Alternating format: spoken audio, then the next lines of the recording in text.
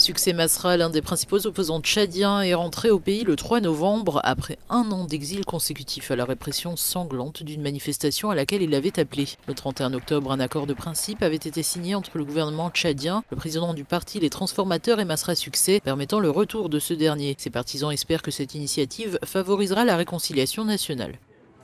Mais nous, les militants de ce parti, nous ne pouvons que remercier le président d'avoir signé cet accord. C'est pour réconcilier les peuples tchadiens. Comme le président lui-même l'a dit, qu'il y a un temps pour faire la guerre et il y a un temps pour se réconcilier. Au Tchad, les partis d'opposition dénoncent cet accord et récusent le président congolais Félix Tshisekedi, facilitateur désigné de la communauté économique des États de l'Afrique centrale. Principale pomme de discorde, l'amnistie générale des auteurs de la répression meurtrière du 20 octobre 2022 qui avait fait 128 morts. Si la partie gouvernementale qui a contribué directement ou indirectement en créant ces massacres sur nos jeunes, si les auteurs sont reconnus coupables, qui répondent.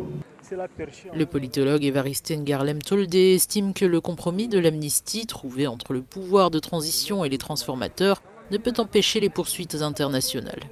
On peut estimer que c'est un accord qui n'engage que le président des transformateurs et le gouvernement, mais qui n'absout pas le gouvernement de certaines obligations, notamment demain peut-être que les militaires tchadiens répondront de certains de leurs actes devant la Cour pénale internationale.